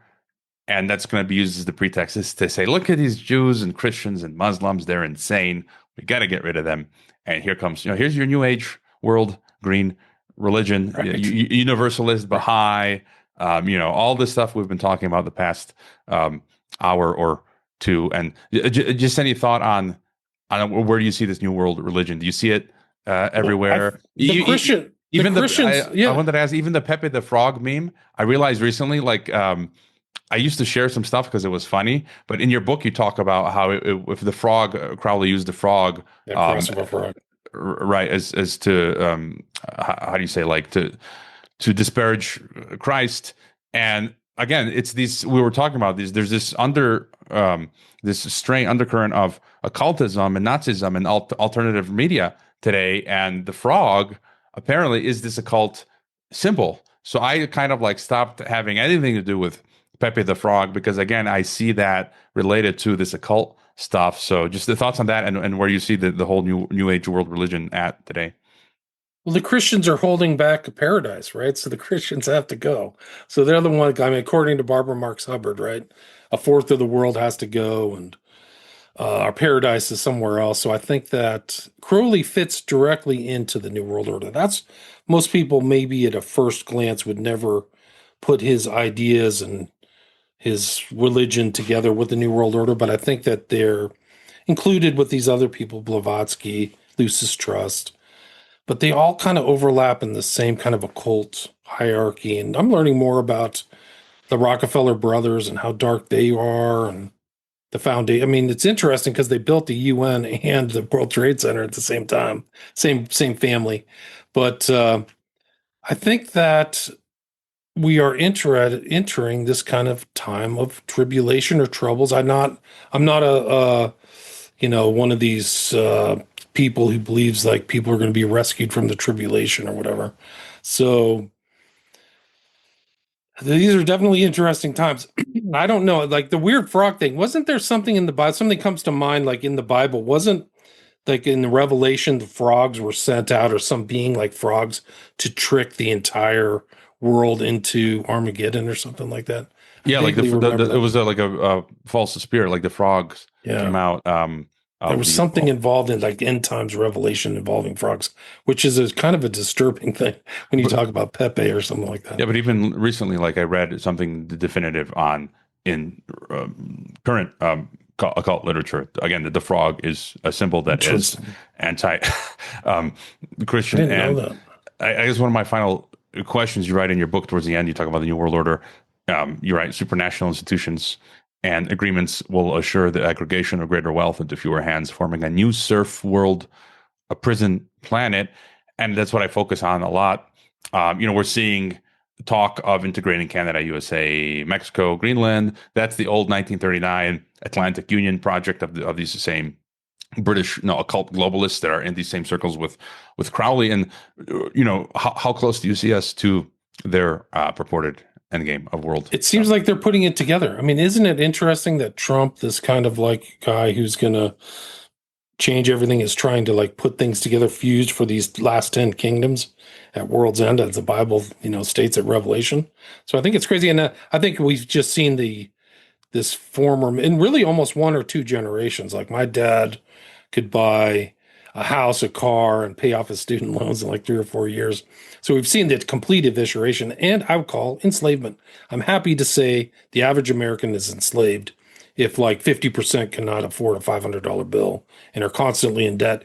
You've been enslaved by your own government. You are a serf. You're a debt serf and a techno serf, a different kind of serf, but you're basically a serf. So I think that Crowley's ideology has already been done. I think it's already fait accompli. I don't think like you have to look on the horizon, and you can add in all the mind control and all this other stuff. But I think that we're gonna have to find a way out of it, and I don't think that Trump's going to help you, really, honestly. So, I mean, I think that Crowley's quotes are really important. That's why I include them in the book.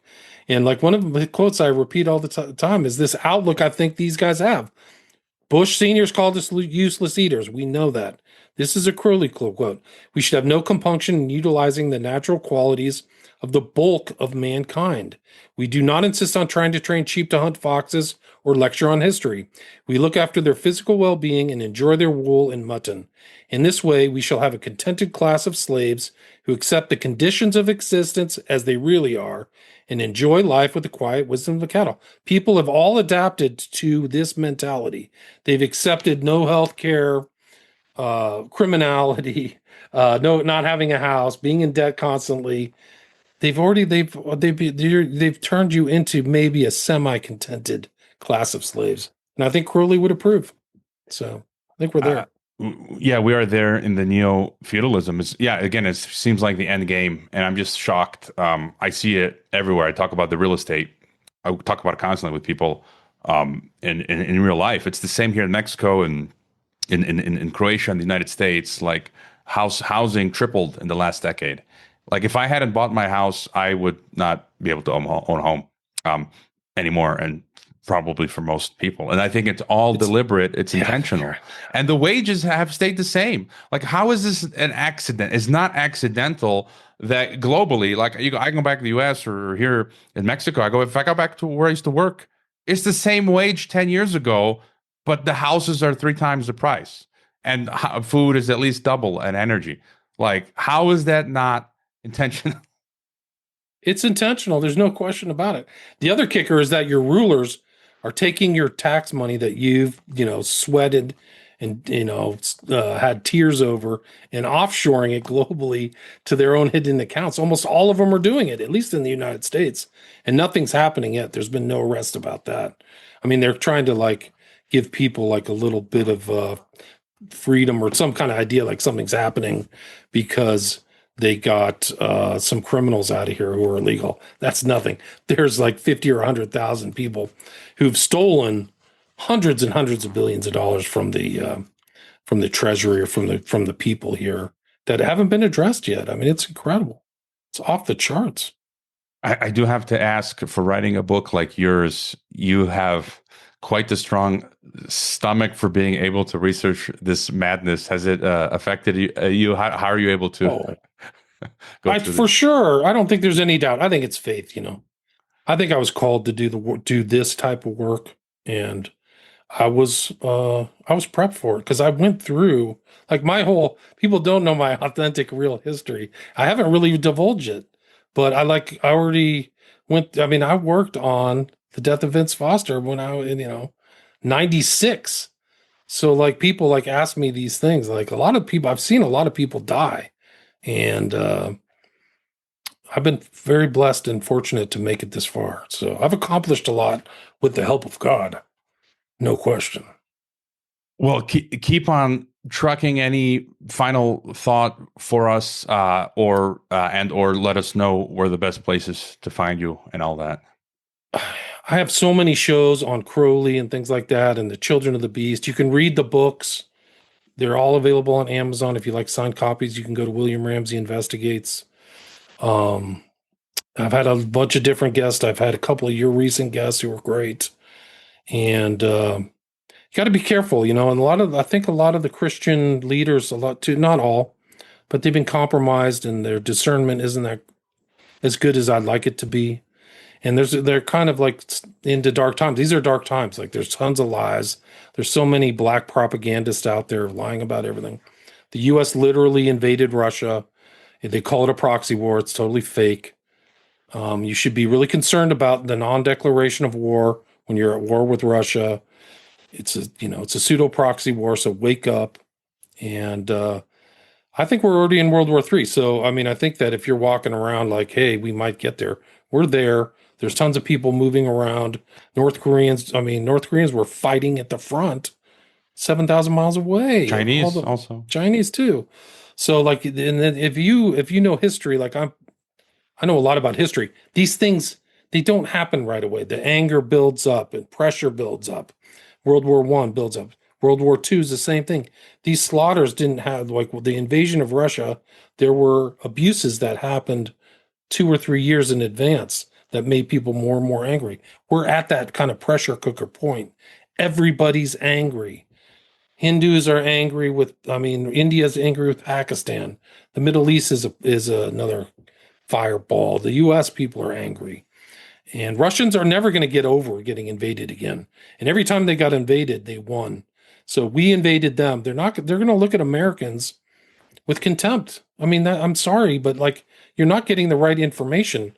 You're becoming a hated person around the world because of I mean, I know you're in Mexico, but like, people are making decisions for the rest of the United States that influences the rest of us. I mean, Hitler, I bet those people in Germany never expected that the start of the war, their whole country would be bombed and invaded and partitioned. And I think the Americans are kind of in the same thing. We don't know what's going to happen next. This isn't World War II. It's worse. There's hypersonic bombs, international things going on, drone strikes. And wake up and stay safe. And you need God in your life and Christ. These are the most important themes ever, is getting close with God and trying to figure out through Christ, obviously, like I'm a one way, all the way Christ, but like, find your place in this present world. Are you supporting this? I saw a really interesting one, listened to an interesting podcast with Monica Perez. She had a guy on from South Africa that resonated with me. It was about de-stating, like, stop relying on the state and rely on self-reliance. And so I think that's an important theme. And also, think for yourself, like, do the reading yourself, read the Bible yourself. I was on a long drive recently. I was listening to the New Testament and Acts again. It's still refreshing. It still has meaning. I still see different parts of it I didn't see. Now that I'm 56, it's like, oh, I understand what happened there now. So, keep your faith. Christ is King. And it's going to be turbulent from here on out. But William, you talk about hypersonics. Nukes don't exist. I'm being silly. Again, it's one of those things out there. I've told this. I've stood on ground zero that was radioactive. How do you guys explain that? But anyways, and I did recently watch an interview of people talking about that. I wasn't convinced. But anyways, yeah, what you mentioned, India, Pakistan. All right, I think that was another false flag operation trying to get the party started, probably from the same Western deep state. Forces. It wouldn't be the first. It wouldn't be the first. No, and in South Korea, again, we see this trend now. Like, I think one of the most important topics is false flag operations, because we had in South Korea, they attempted a false flag, in my opinion, the martial law installation, and probably to start fighting with North Korea. Seems like they're ready to go now soon. As you said, it's slowly, the fire is building. Ukraine, Gaza, Asia now, China, Philippines, South China Sea, Taiwan, Japan. Maybe they were going to try the false flag with South Korea and North. That didn't work. I read recently, like, there were enough patriotic South Korean military men who stopped it. It's like they failed there. They're not all powerful, these globalist freaks. And then India, Pakistan, they're like, okay, let's throw the match over there by Kashmir. And then the what just happened, Spain and Portugal, lights out. It's like someone pointed on X, is like literally a month ago, the Fourth Reich, the new European Soviet, Brussels comes out, EU, saying, hey, you guys need to prepare for a 72-day prep. What a coincidence. A month later, the lights go out. It's like, well, you guys were planning this. This was done by, no, what did you say? That this was a complete false flag operation? I wouldn't be surprised. Nothing would surprise me. There's so many false flags. Interestingly, who was in London in 7/7?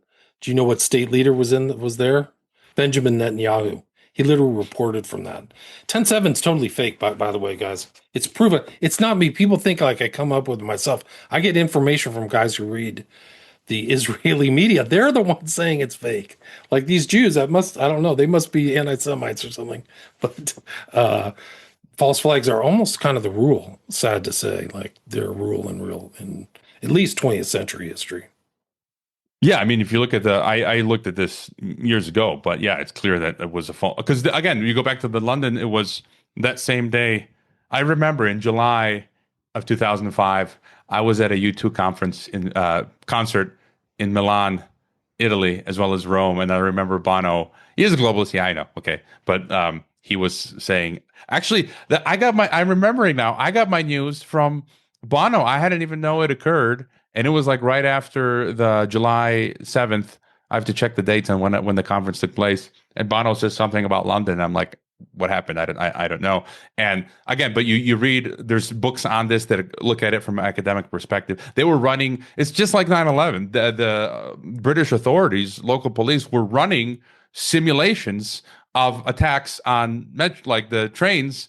And what do you know what actually happened? And when Madrid, you discovered the same. Like, how many times do they have to run simulations of the thing that actually happens? With COVID, with 9/11, with London, with Madrid. I mean, it's absolutely insanity. And for someone to call us crazy, like they're literally running simulations every single time. And I just want to throw out, just for fun, JD Vance visits the Pope and the Pope passes, and then JD Vance goes to India, and then you have the flare up in Pakistan. India. Wow. That's weird. That's weird. Weird. And his connections are weird too, man. It's amazing. Like it's the real history of the 20th century is hidden. Like you just exposed the entire history of the real history, not what they're telling us. And I think Putin said like 90% of those things were run by the CIA, all those explosions and stuff like that. So I tend to believe him. Well, I'm not sure if he said that. I don't. I mean, I also do believe that, Russia has carried out the false flags, like the Moscow apartment bombings in 1999. Yeah, that's right. Yeah, it's just all over the place. But didn't that benefit Putin?